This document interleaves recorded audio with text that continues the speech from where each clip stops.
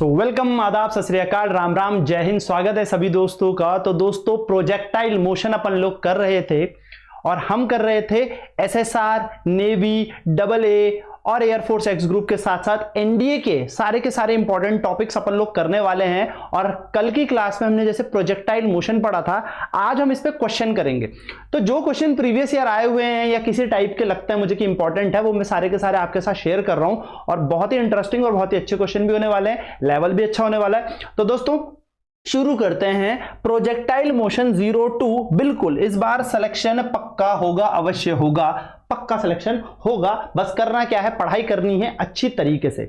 तो इसी आशा के साथ और इसी मोटिवेशन के साथ हम लोग बढ़ते हैं अपने पहले क्वेश्चन की तरफ। तो क्वेश्चन देखो स्क्रीन में आपके आ गया होगा, बहुत ही प्यारा क्वेश्चन है। The speed of projectile at its maximum height is half of its initial speed, the angle of projection is. Simple question है दोस्तों कि अपने अधिकतम ऊंचाई में किसी प्रक्षेप्य का वेग प्रारंभिक वेग का आधा हो जाता है। जब आपने फेंका तो जब ये एक पॉइंट पे पहुंच गया, यानी कि अपनी मैक्सिमम हाइट पे पहुंचा, तो जितनी स्पीड से आपने फेंका इसे, उसका आधा हो गया। ठीक है, आपसे पूछा है प्रक्षेप्य का कोण क्या होगा। 60 degree, 15 degree, 30 degree, 45 degree. Video pause करें और इसका आंसर निकालें। चलिए मैं बात करता हूं इस क्वेश्चन के सॉल्यूशन की। भाई ये फेंक दिया प्रोजेक्टाइल, ठीक है सर। जब अपनी मैक्सिमम हाइट पे ये पहुंचता है तो इसकी जो वेलोसिटी हो जाती है दोस्तों, वो आधी हो जाती है इनिशियल वेलोसिटी के। तो माना मैंने इसे u वेग से फेंक दिया, और जब इसे u वेग से फेंका तो अधिकतम ऊंचाई, यानी कि जब ये एकदम मैक्सिमम हाइट पर पहुंच गया था, यहां पर इसका वेग हो जाता है आधा, u/2। अब दोस्तों कॉन्सेप्ट बड़ा इंटरेस्टिंग है। क्या इस पॉइंट पर कोई वेलोसिटी होगी? हाँ होगी दोस्तों। आपको मैंने बताया था एट मैक्सिमम हाइट, अधिकतम ऊंचाई पर सिर्फ एक वेग होता है जो इसको आगे लेके जाता है। सिर्फ एक स्पीड होती है, एक ही वेलोसिटी होती है जिसको सिर्फ आगे लेके जाती है। यानी कि मैक्सिमम हाइट पर यानी कि अधिकतम ऊंचाई पर दोस्तों सिर्फ एक वेग होता है जो इसको आगे की ओर लेके जाता है, सिर्फ हॉरिजॉन्टल वेलोसिटी होती है। क्यों? क्योंकि अब ये ऊपर तो जाने नहीं वाला, क्योंकि भैया मैक्सिमम पहुंच चुका है, अब इसका काम नीचे आना है, अब ये वापस आएगा। तो इस केस में दोस्तों स्पीड सिर्फ रह जाएगी u cos थीटा। क्या रह जाएगी? u cos theta. और बहुत ही सरल कॉन्सेप्ट बन गया। जो u cos थीटा है वो प्रारंभिक का आधा हो गया। भाई जब स्टार्टिंग में फेंका था u से, हाँ सर u से फेंका था, मैक्सिमम हाइट में u/2 हो गया। यानी कि स्टार्टिंग में जहां पे जो वेलोसिटी होनी थी वो कौन सी होनी थी दोस्तों? vx, जो इसको आगे लेके जा रही थी। और इस हाइट में जो vx है वो कितनी हो चुकी है? स्टार्टिंग का आधा, यानी कि प्रारंभिक का आधा। बस कुछ नहीं करना दोस्तों, u से u सर फोड़ देंगे एक दूसरे का। cos थीटा का मान 1/2, और आपको पता है cos 1/2 कहां होता है? थीटा बराबर 60 डिग्री पे, यानी कि 60 डिग्री पर, यानी कि cos 60 हमारा 1/2 होता है। तो डायरेक्ट हमारा आंसर आ गया। क्या करना था? सिंपल सी अप्रोच थी कि इस पॉइंट पर अच्छा vx तो होता ही है, और उन्होंने कहा vx जो है वो u/2 के बराबर है, यानी कि ये दोनों के दोनों सेम है। अधिकतम ऊंचाई पर सिर्फ आगे ले जाने वाला वेग होता है दोस्तों, सिर्फ आगे ले जाने वाला, नीचे लाने वाला नहीं होगा। नीचे अब इसके बाद आएगी। ये छोटा सा कॉन्सेप्ट है, आई होप ये समझ में आया होगा। तो हमारा आंसर आ जाएगा 60 डिग्री, 60 डिग्री। जिसका आंसर 60 डिग्री आया था डेफिनेटली वो बताएंगे। चलिए बढ़ते हैं आगे। अगला क्वेश्चन बहुत ही प्यारा क्वेश्चन है। क्वेश्चन बढ़िया है, दिमाग लड़ाने वाले क्वेश्चन है। A ball is projected horizontal with velocity of 5 metre per second, ठीक है 5 metre per second, from a top of a building of 19.6 metre high. How long will the ball take to hit the ground. Question कह रहा है एक ball को क्षैतिज से, यानी कि आप खड़े हो और आपने एक बॉल को यूं फेंक दिया, ठीक है 5 मीटर पर सेकंड के वेग से फेंक दिया। आप भैया 19.6 मीटर की एक बिल्डिंग में खड़े हो। अब सुनो, आप एक बिल्डिंग के ऊपर खड़े हो, आपने पकड़ी बॉल और फेंक दी, ठीक है। कितनी स्पीड से फेंकी? 5 मीटर पर सेकंड से। उसने बोला उसे जमीन तक आने में कितना समय लगेगा, आपसे टाइम पूछा है। पॉज करें, इसका आंसर निकालें। मैं आपको इसका आंसर बताता हूं। कितनी हाइट पे है सर? 19.6 मीटर। कहां पे खड़े हैं सर? यहां पे खड़े हैं। बॉल फेंक दी ट्र, तो माना बॉल को यहां पहुंचने में टी समय लगा, टी टाइम लगा। दोस्तों ध्यान से मेरी बात समझना, हमसे पूछा है, ध्यान से सुनना, मैं दो कॉन्सेप्ट बताऊंगा इस क्वेश्चन में। हमसे पूछा है टाइम कितना लगेगा। तो जब भी दोस्तों कोई चीज नीचे की ओर आती है तो उसे इनिशियल वेलोसिटी देने की आवश्यकता नहीं होती, नीचे कोई भी चीज खुद आ जाएगी। आगे फेंकने के लिए हमें स्पीड की जरूरत पड़ी होगी। आपको बहुत अच्छे से याद होगा कि जो हॉरिजॉन्टल एक्सेलरेशन होता है वो जीरो होता है, ओनली वर्टिकल एक्सेलरेशन यहां पे होता है, वर्टिकल एक्सेलरेशन, जिसको हम ग्रेविटी बोलते हैं। सिर्फ एक ही एक्सेलरेशन है, वो है ग्रेविटी। अब क्योंकि ये वस्तु ऊपर से नीचे आ रही है भाई, तो जब ऊपर से आएगी तो हमें सिर्फ एक इक्वेशन ऑफ मोशन लगानी है दोस्तों, h is equal to ut plus half g t square. Sir 5 से कोई लेना देना नहीं, अभी याद रखना, जब ये वस्तु ऊपर से नीचे आएगी, जब हम वर्टिकल मोशन का काम करेंगे तो हम स्पीड को नहीं लेंगे। इस केस में ऊपर से नीचे आने के लिए u होगा 0, क्योंकि ऊपर से नीचे आने के लिए कभी भी स्पीड नहीं देनी होती, बस उसे छोड़ देना होता है। ध्यान से सुनना, इस 5 का क्या काम होगा वो मैं आपको बताऊंगा। प्लस हाफ, g का मान 9.8 ले लो दोस्तों, t का स्क्वायर ऐसी, और हाइट दे रखी है आपको 19.6। सिंपल। 19.6 ऐसे ही, ये इसको काटेगा 4.9 आएगा, चाहो तो काटो, नहीं काटना तो मत काटो। t का स्क्वायर ये इसको 4 टाइम में काट लेगा, 4.9 से डिवाइड जब करोगे 19.6 अपॉन 4.9 तो ये 4 आता है। तो t का स्क्वायर किसके बराबर आ गया, 4 के, और t का मान आ जाएगा √4 यानी कि 2।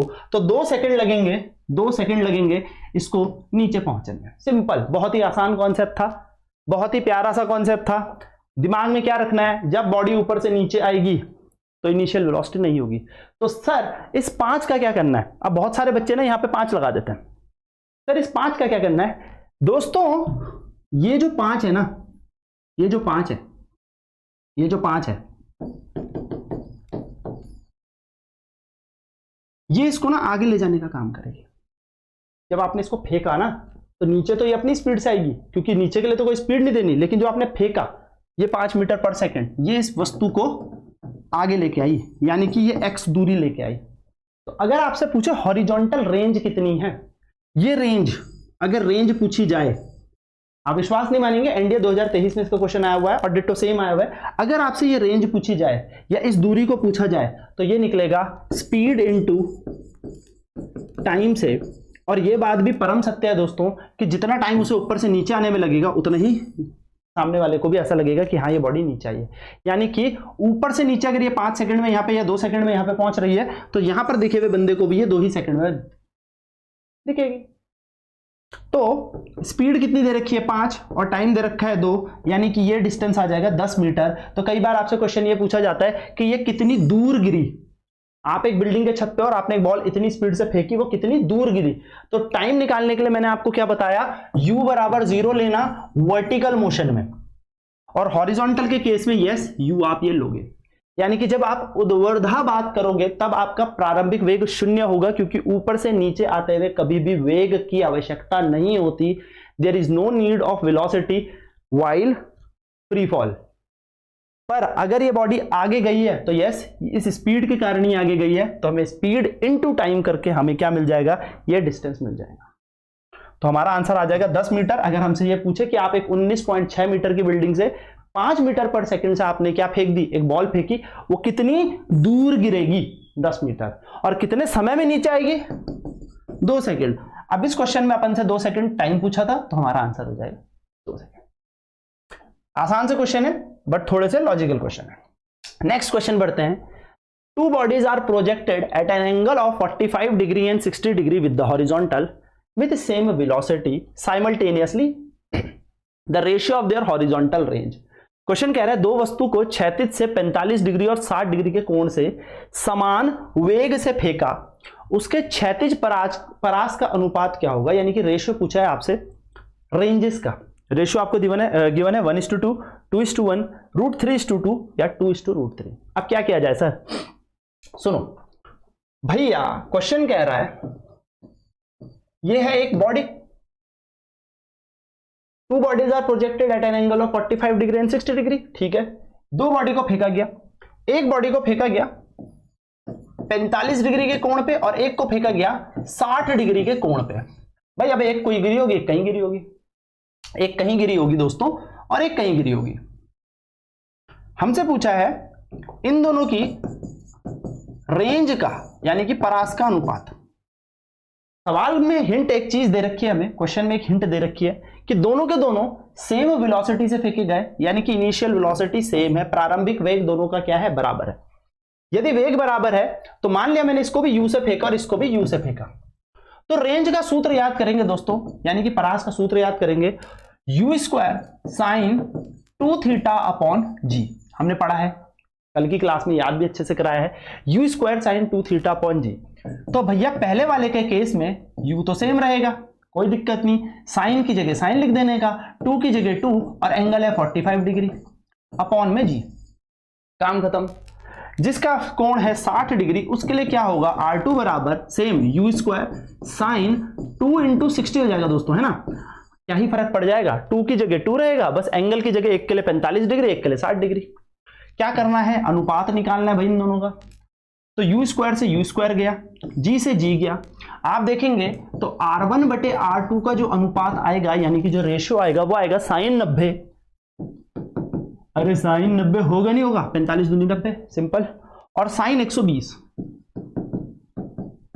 तो R1 बटे R2 दोस्तों साइन 90 एक होता है सबको पता है, और साइन 120 होता है माइनस √3/2। पर क्योंकि हमसे रेंज पूछी है, रेंज कभी माइनस में होगी नहीं, दूरी कभी माइनस में तो होगी नहीं, तो हमारा आंसर आ जाएगा 2:√3 R1:R2, यानी कि दोनों परासों का अनुपात हो जाएगा 2:√3। कुछ नहीं किया मैंने, साइन 120 की वैल्यू लगा दी एंड अपना आंसर अपने पास है। तो आंसर आ जाएगा 2:√3, यानी कि ऑप्शन नंबर डी। सिंपल सा कॉन्सेप्ट था, बस आपको वेलोसिटीज ध्यान में देनी है, एंगल ध्यान में देने और रेंज का फॉर्मूला याद होना चाहिए। मैंने आपको फॉर्मूले याद करवाए थे, किसी ने अगर वो वीडियो नहीं देखी तो ध्यान से याद रखना। आपको लिखना है THR, 3 चीजें लिखनी है, THR। टी का मतलब टाइम, टाइम होता है यू साइन थीटा अपॉन में जी, यहां चिपकाओ, यू साइन थीटा अपॉन में जी यहां पे भी चिपकाओ, और यू साइन थीटा अपॉन में जी यहां भी चिपकाओ। सर अब क्या करना चाहिए, कैसे याद किया जाए, तो दोस्तों इसको 2 से मल्टीप्लाई करो, इसको इधर स्क्वायर करो, इसे 2 से डिवाइड कर दो, इसका स्क्वायर करो, इसका स्क्वायर करो, 2 से डिवाइड करो, और यहां सिर्फ स्क्वायर करो और 2 से मल्टीप्लाई कर दो। 1-2 बार लिखेंगे तो आपको याद हो जाएगा, सिंपल, ज्यादा कुछ टफ नहीं है। U sine theta g, u sine theta upon g, u sine theta upon g हर जगह लिखना है। इसको 2 से मल्टीप्लाई करो, टाइम आ गया, इसका स्क्वायर करो, इसका स्क्वायर करो, नीचे 2 लिख दो, हाइट आ गई, इसके स्क्वायर करो और बीच में 2 घुसा दो, रेंज आ गई। Simple and easy. इस तरीके से आप क्या कर सकते हो, इन फॉर्मूलेस को याद कर सकते हो। चलिए बढ़ते हैं नेक्स्ट क्वेश्चन की ओर। A cricket ball is thrown at a speed of 28 metre per second in the direction 30 degree above the horizontal, the maximum height. बहुत ही सरल क्वेश्चन है। एक क्रिकेट की बॉल को फेंका 28 मीटर पर सेकंड की स्पीड से, आप रोड में खड़े हो, जमीन में खड़े हो, आपने बॉल फेंक दी, इतनी स्पीड से फेंका, 30 डिग्री के कोण पे फेंका, उसकी अधिकतम ऊंचाई यानी कि आपसे मैक्सिमम हाइट पूछी है, हाइट मैक्स आपसे पूछी है। पॉज करेंगे वीडियो को, बढ़िया तरीके से आंसर करने की कोशिश करेंगे। हाइट मैक्स आपसे पूछी है, कितने डिग्री में फेंकी, 30 डिग्री में। ठीक है दोस्तों, चलो करते हैं। ये है प्रोजेक्टाइल मोशन, गया, कितने डिग्री में फेंकी, 30 डिग्री में। सर कितनी स्पीड से फेंकी, 28 मीटर पर सेकंड की स्पीड से फेंकी, आया ना, बिल्कुल फेंकी सर। आओ दोस्तों बात करें हाइट की। हाइट, हाइट क्या होती है, u square sine square theta upon 2g। Sir ये कैसे याद करा था, याद करो, मैंने स्क्वायर बताया था, स्क्वायर करता, नीचे 2 से कर देना डिवाइड, कुछ नहीं करने का, वैल्यू लगाने का, आंसर अपने पास। 28 का square, simple, sine 30 sine square 30 degree बटे 2, और जी का मान कितना लोगे, जी का मान कितना लोगे, जी का मान कुछ बोल रखा है लेने को, कुछ नहीं आता, जी का मान 10 ले लो, अप्रॉक्स में निकल जाएगा आंसर। स्क्वायर बोले तो 28 गुणा 28, साइन स्क्वायर 30 डिग्री मतलब साइन 30 होता है 1/2, तो मतलब 2 बार भाई 1/2 का स्क्वायर यानी कि 1/2 इंटू 1/2। हाँ जी सर, टिरिक टिरिक टिरिक टिरिक, नीचे आएगा 2 इंटू 10, टुक टुक 14, टुक टुक 14, टुक टुक 7, आ गया आंसर। तो 14 इंटू 7/10, सबको पता है 14 को 7 से गुणा करने पर आएगा 98 को जब 10 से मल्टीप्लाई डिवाइड करोगे तो 9.8 मीटर। तो यस दोस्तों, आपका आंसर आ गया 9.8 मीटर। अब देखो उन्होंने 9.8 के हेर फेर में ले रखा होगा तो आप निकाल सकते हो, यानी कि 10 मीटर हमारा आंसर आ जाएगा। 10 मीटर आंसर आ जाएगा। सर क्यों सर, ऐसा क्यों? अरे दोस्तों नीचे 10 की जगह 9.8 लेने का। जी का मान तो 9.8 होता है ना, हमने 10 माना था, मुझे लगा कैलकुलेशन आसान बना देते हैं। अब ससरा चाहते ही वो जी का मान 9.8 लेना था। 98 9.8 पॉइंट से हटेगा 10, आंसर कितना आएगा 10। तो आप अप्रॉक्स में भी खेल सकते हो चाहो तो, और चाहो तो जैसा मन। कैलकुलेशन आपके हाथ में, मैथ्स आपकी है, कैलकुलेशन आपकी है। कोई 2 × 2 करके 4 करता, कोई 2 करता, कोई उंगलियों में गिनता 1 2 3 4। सबकी गणित अपनी अपनी, कोई दिक्कत नहीं। गणित सबको अपनी अपनी आनी चाहिए, मैथ सबकी अपनी अपनी होती है, कैलकुलेशन सबकी अपनी अपनी होती है। कोई कैलकुलेटर यूज करता है, कोई दिमाग यूज करता है, कोई उंगली यूज करता है, कोई हाथ यूज करता है, कोई फर्क नहीं पड़ता। कैलकुलेशन आपकी होनी चाहिए, बट कैलकुलेशन थोड़ा अच्छी रखना और थोड़ा क्लियर रखना, सो दैट आपका आंसर प्रिसाइजली भी आए और ठीक भी आए। ठीक है, चलिए बढ़ते हैं आगे। नेक्स्ट क्वेश्चन हमारी स्क्रीन में, 2 stones having different masses m1 and m2 are projected at an angle of theta and 90 minus theta with the same speed from the same point, the ratio of their maximum height। अब ना इसका मुझे ऐसा लगा नहीं, तो इसलिए मैंने यहाँ पे क्या कर दिया, इसको इस तरीके से ही बता दिया। 2 पत्थर, हिंदी में लिखा नहीं मैंने इसलिए, 2 पत्थर हैं, एक पत्थर m1 द्रव्यमान का फेंका गया थीटा कोण पर और दूसरा फेंका गया 90 माइनस थीटा। क्या ही फर्क पड़ता है, बना लो, हमें नहीं पता थीटा 60 है या थीटा 60 है या थीटा 30 है, तो मैंने मान लिया ऊपर वाला ज्यादा है, कोई फर्क नहीं पड़ता। अब क्या हुआ दोस्तों, ध्यान से सुनना। हमसे पूछा है विथ सेम स्पीड, दोनों के दोनों पत्थरों को सेम स्पीड में फेंका है ना, दोनों पत्थरों को सेम स्पीड में फेंका, यानी कि इसको भी u स्पीड में फेंका और इसको भी u वेग से ही फेंका। ठीक है सर, ये बात समझ में आती। आओ आगे पढ़े। वो कहता है ratio of their maximum height, अधिकतम ऊंचाइयों का अनुपात बताना है। तो अधिकतम ऊंचाई का अनुपात बताने के लिए सर्वप्रथम हमें ऊंचाइयों का सूत्र पता होना चाहिए, u² sin square theta upon में 2g। बस भाई हो गया काम, कुछ नहीं करना। पहले वाले का केस लेते हैं, थीटा है सर, u हमने u ही माना, दोनों को u वेग से फेंका गया, हाँ sir, sine square theta upon 2g। पहले वाले में कोई दिक्कत नहीं, ठीक है सर। दूसरे वाले में दोस्तों h2 बराबर u² sine square 90 minus theta upon में 2g। हाँ सर, क्योंकि एंगल बदल गया, प्रारंभिक वेग समान है, हो सकता है आपको प्रारंभिक वेग ऐसे दे दे, एक को u वेग से फेंका, एक को u/2 से फेंका, कोई फर्क नहीं, कॉन्सेप्ट सेम है, बस स्पीड का आधा कर देना। भाई फेंकते वक्त जो स्पीड थी ना वो पहले भी u थी। हो सकता है आपकी किस्मत इतनी भयंकर आ जाए पेपर में कि वो बोले भैया पहले वाले का आधा फेंक दिया, तो आधा कर देना जिसकी बात की है, कोई फर्क नहीं पड़ता। पर हमसे भी क्वेश्चन में बोला दोनों को सेम वेग से फेंका है, अनुपात निकाल दें, बिल्कुल। u² से u² कट मारा, 2g से 2g कट मारा, आंसर देखेंगे तो h1 अपॉन h2 आएगा sine square theta upon sine 90 minus theta, दोस्तों कॉस थीटा होता है, तो यह आएगा कॉस स्क्वायर थीटा। सबको याद होना चाहिए, sine 90 minus theta cos theta होता रहा। Sine theta upon cos theta दोस्तों टेन थीटा, क्योंकि स्क्वायर है तो टेन थीटा आएगा और हमारा आंसर आएगा tan square theta is to 1। कुछ नहीं करना, कुछ नहीं करना, क्वेश्चन के हिसाब से पढ़ना है, प्रोजेक्टाइल के फॉर्मूले लगाने और आंसर निकालने। चलिए दोस्तों, ये थे थोड़े हलवे सवाल, थोड़ा दिमाग लड़ाने वाले क्वेश्चन की तरफ बढ़ते हैं। तो ये वही क्वेश्चन है जो मैंने आपको अभी बताया था कि आपको इस तरीके से पूछा गया है। एनडीए 2023 का ये सवाल है, PYQ समझ लीजिए, जिसमें ये क्वेश्चन आपका दिमाग लड़ाने के लिए आया था। A stone is thrown horizontally from a top of 20 meter high building with the speed of 12 meter per second. It hits the ground at a distance r from the building, taking g बराबर 10 metre per second square, neglecting air resistance. आपसे बोला है value of r, Hindi में समझा देते हैं, कुछ नहीं है। 20 मीटर की बिल्डिंग के ऊपर से 12 मीटर पर सेकेंड के वेग से कोई बॉडी फेंकी गई, हाँ या ना, यही बोला। 20 मीटर के ऊपर की बिल्डिंग से 12 मीटर पर सेकंड में बॉल फेंकी गई। ये जमीन पर आती है और r दूरी पर गिरती है। भाई तो जमीन से r दूरी पर गिरती है, यानी कि बिल्डिंग से कितनी दूरी पर गिरी, r दूरी पर गिरी। हमसे r पूछा है, कॉन्सेप्ट याद आया, डिट्टो कॉन्सेप्ट याद आया। अभी हमसे टाइम पूछा था, अब हमसे r पूछ लिया।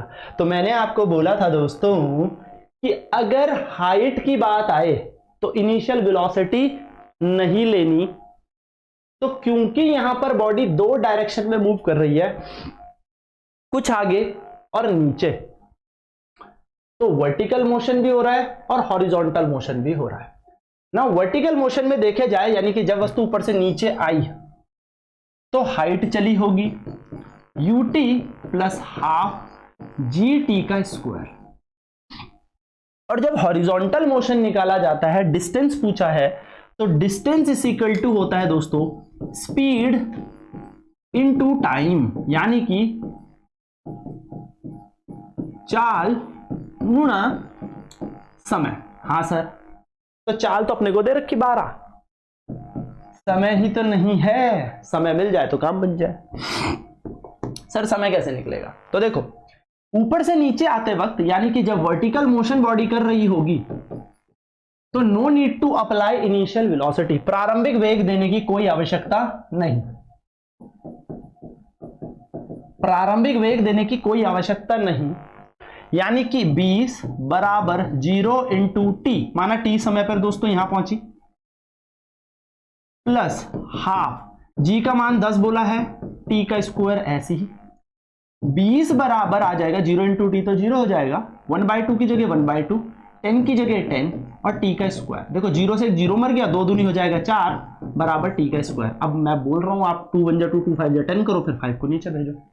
गणित सबकी अपनी अपनी। टाइम 2 सेकंड आ गया दोस्तों। क्या हमसे टाइम पूछा था, हमसे पूछा था कितनी दूर गिरेगी, तो ये गिरेगी 12 गुणा 2 यानी कि 24 मीटर, और हमारा आंसर आ जाएगा 24। सेम क्वेश्चन अभी आपको बताया था, सेम क्वेश्चन अभी आपको बताया था इस तरीके से। यहां हमसे टाइम पूछा था, यहां हमसे टाइम पूछा था, और यहां हमसे पूछ लिया उसी क्वेश्चन में कि डिस्टेंस कितना है। ठीक है दोस्तों, तो कॉन्सेप्ट याद रखेंगे कि ऊपर से नीचे आते वक्त इनिशियल वेलोसिटी नहीं चाहिए, लेकिन आगे जाने के लिए वेलोसिटी की जरूरत है।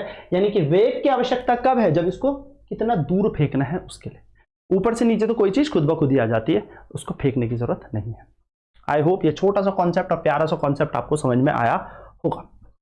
नेक्स्ट क्वेश्चन बहुत ही प्यारा क्वेश्चन है और इंपॉर्टेंट क्वेश्चन है।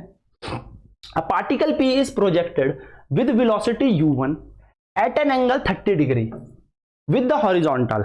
Another particle Q is thrown vertically upward with velocity u2 from the point vertically below the highest point of path P.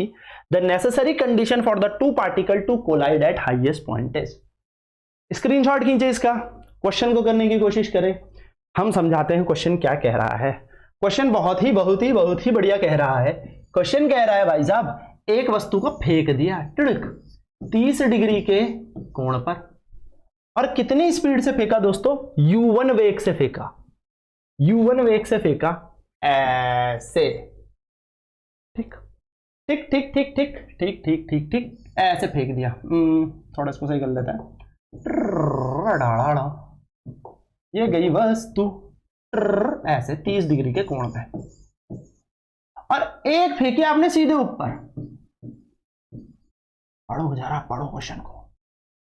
जब ये अपनी मैक्सिमम हाइट पे पहुंच जाता है, यानी कि अगर मैं इस पॉइंट को टुक टुक टुक टुक टुक टुक टुक टुक टुक टुक यहां समझू, तो यहां से नीचे से फेंका गया, उसकी मैक्सिमम हाइट के नीचे से फेंकी गई एक और वस्तु। उन्होंने बोला कि ये दोनों की दोनों वस्तुएं, यानी कि एक वस्तु ये और एक वस्तु ये, कब एक दूसरे से कोलाइड करेंगी, यानी कि टक्कर करेंगी, कोलाइड करेंगी, टक्कर की कंडीशन क्या है, इन दोनों के वेगों के बीच ऐसा क्या लॉजिक होना चाहिए जो ये टक्कर करेंगे। ये आपसे क्वेश्चन में पूछा है, किस तरीके से होना चाहिए। बताओ दोस्तों, सोचो सोचो सोचो सोचो सोचो सोचो सोचो सोचो सोचो सोचो सोचो। ये गया u1 वेग से, ये गया u2 वेग से, इस पॉइंट पे इन दोनों की टक्कर होनी है, तो कौन सी कंडीशन होनी चाहिए? 30 डिग्री पे फेंका और कह रहा है कि ये अपने मैक्सिमम हाइट तक पहुंच गया। हम लोग ना क्या करेंगे, कंफ्यूज हो जाएंगे मैक्सिमम हाइट सुन के और हम हाइट निकालने लगेंगे। परम सत्य है, होता यही है, हर बच्चा इसमें कंफ्यूज है। पर दोस्तों एक चीज सोचो कि इन दो लोगों की मिलने की कंडीशन क्या होती है। ऐसे इमेजिन करो, आपने अपने दोस्त को फोन किया, दरवाजे पे आप भी खड़े थे और आपका दोस्त भी दरवाजे पे ही खड़ा था। सुनना मेरी बात ध्यान से, आपने अपने दोस्त को फोन किया दरवाजे पे खड़े होते होते कि मैं निकल रहा हूं और मैं निकल रहा हूं और मैं घर से निकल रहा हूं, तो मुझे मिल। उसने कहा ठीक है, मैं भी ठीक मिल रहा हूं, किसी ने लेट नहीं की। ठीक है, दोस्तों वाली बात हटा देना, दोस्त मुझे पता है अच्छा निकल गया, 5 मिनट में निकलूंगा, वो नहीं। आप भी जैसे ही गेट से बाहर निकले, आपका दोस्त भी गेट से बाहर निकला, आप u1 वेग से निकले और आपका दोस्त u2 वेग से निकला, यानी कि आपकी वेलोसिटी u1 थी गेट से बाहर चलते हुए या रोड पे चलते हुए, और आपका दोस्त u2 वेलोसिटी से आया। आपने जब नोट किया था कि 10:30 बज रहे थे, आपने नोट किया 10:30 बज रहे थे। अब आपको पता है एक पॉइंट पे हमें मिलना है, एक पॉइंट पर हमें कहीं पर मिलना है। ठीक है, दोस्त आपका थोड़ा ढिल्ला है, हल्के हल्के चलता है, बहुत स्लो चलता है, और आप एनर्जेटिक हैं, आपको भर्ती पे जाना, आप रनिंग करते हुए जा रहे थे, इसलिए आपकी वेलोसिटी u1 थी, आपकी तेज वेलोसिटी थी, और इसकी वेलोसिटी u2 थी, ये हल्के में चल रहा था। आपने जब इसे फोन किया तो कितने बजे किया था? 10:30 बजे। अब दोस्तों आप सीधी सी बात है यहां पर पहुंचे 11 बजे। आपका दोस्त आपको मिल गया तो वो भी तो 11 बजे ही मिला होगा। जब आप घड़ी में चेक करोगे तो आधा घंटा आप भी चल चुके हो, और जब ये देखेगा तो आधा घंटा ये भी चल चुका है। कौन ज्यादा गया या कौन कम चला उससे हमें मतलब नहीं, हमें मतलब है टाइम। तो जब भी आप मिलते हो, जब भी आप एक पॉइंट पे मिलते हो, तो दोस्तों टाइम बराबर ही लगता है। इमेजिन करो इस बात को, जब आप किसी पॉइंट पर मिलते हो तो टाइम सेम ही होता है, बस कोई वस्तु ज्यादा चल जाती है और कोई वस्तु कम।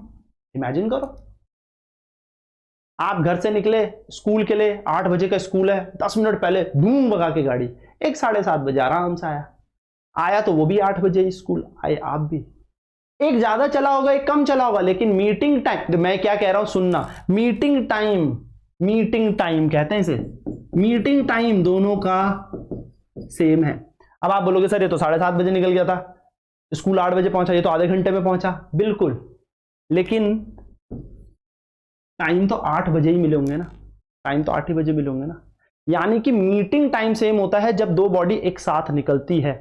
ये बात याद रखना दोस्तों, जब दोनों बॉडी एक साथ निकलेंगी तो मीटिंग टाइम सेम होगा। फिर इमेजिन करो आप भी 7:30 बजे निकले, आपका दोस्त भी 7:30 बजे निकला, आप लहराते वहराते हुए लंबा चक्कर लेके गए, 8 बजे स्कूल पहुंचे, वो सीधे गया लेकिन हल्की सी चाल में या बहुत ही खत्म चाल में चल रहा था, आराम से दुकान में रुक रुक के एकदम धीरे धीरे, वो भी 8 बजे पहुंचा। दोनों को आधा घंटा लगा, मीटिंग टाइम क्या दोनों का सेम है? बिल्कुल। अब जब इसको मैंने फेंका, ये यहां पहुंची होगी, तो कोलाइड कब हुए होंगे? जब दोनों का टाइम सेम हो। यानी कि बस ये याद रखनी है, टक्कर कब होगा?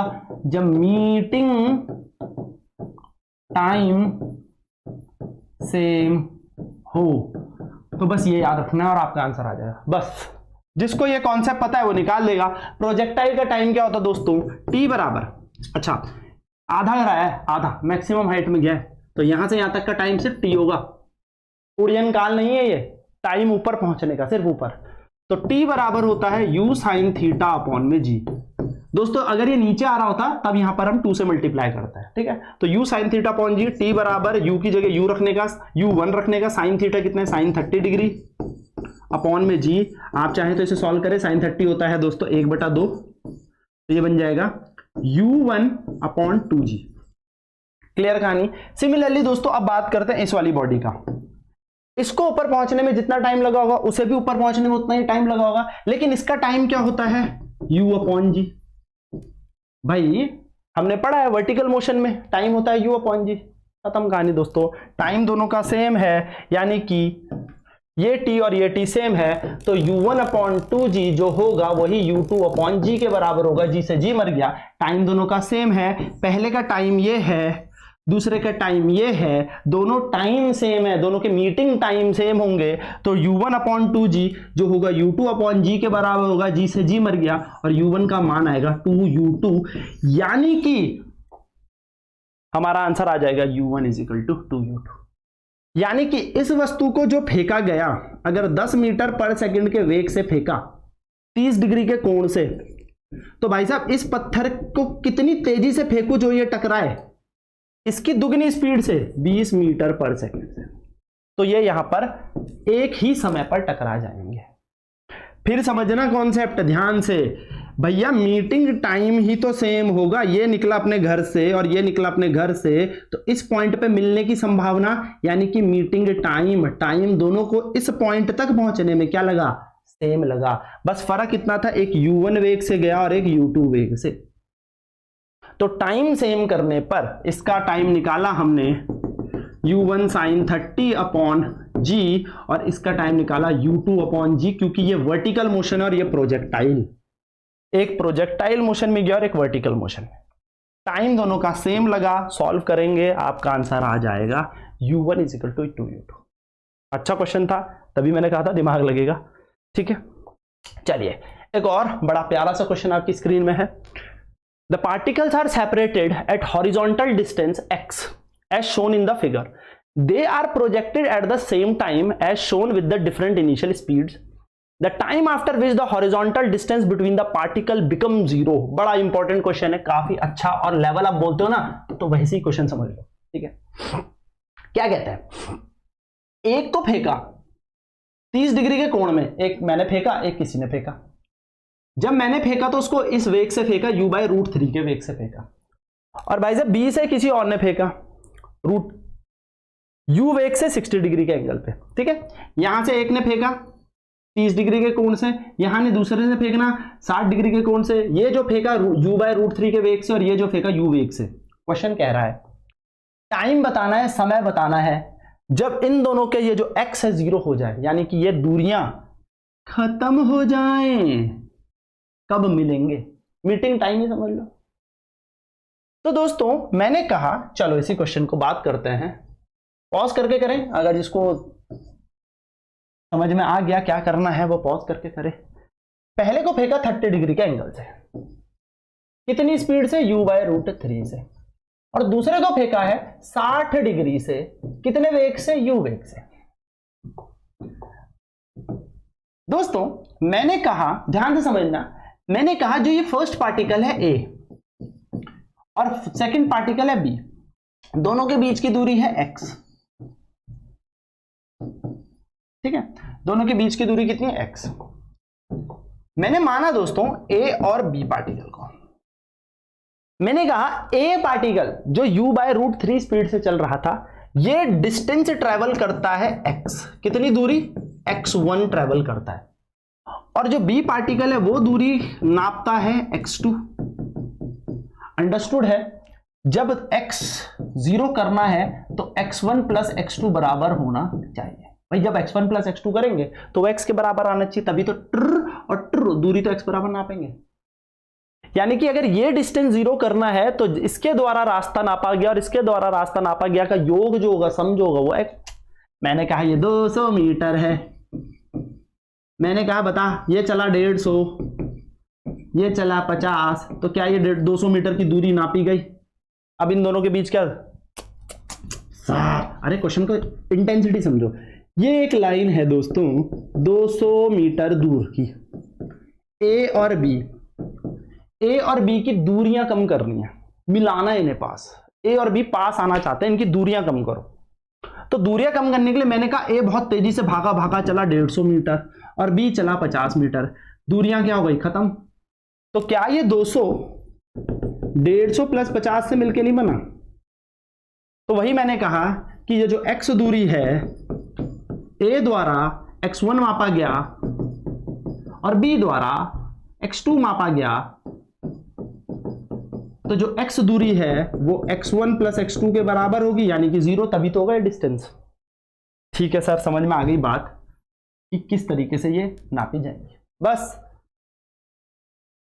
छोटा सा कॉन्सेप्ट आपकी स्क्रीन में दे दिया और सज्जनों, इसने x1 दूरी नापी, इसने x2 नापी।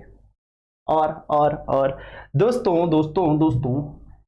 सबसे मेन बात, जब दो चीज मिलती है, मैंने कहा था मीटिंग टाइम सेम होता है।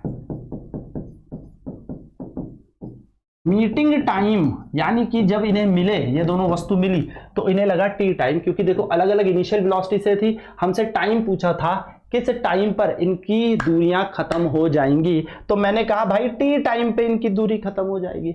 बस यारों, कुछ नहीं करना, कुछ भी नहीं, कुछ नहीं करना, कुछ नहीं, आपको सिंपल x और x1 x2 निकाल देना है। x1 और x2 निकाल देना है। x1 कैसे निकाला जाएगा? x1 कैसे निकाला जाएगा? आपको पता है ये वाला कंपोनेंट कितना होगा, जरा इसका ना स्पीड का कंपोनेंट तोड़ो जरा, ठीक है। अब जरा फिर से थोड़ा सा डिटेल बात करें कि दोस्तों इस वाली स्पीड का कंपोनेंट तोड़ो 60 डिग्री के एंगल पे ना, 30 डिग्री पे, ठीक है। 30 डिग्री का ये वाला तोड़ो, ये है u/√3। तो ये जो कंपोनेंट आएगा स्पीड का, स्पीड आएगी, ये आएगी u/√3 cos 30 डिग्री, और डिस्टेंस होता है स्पीड इनटू टाइम।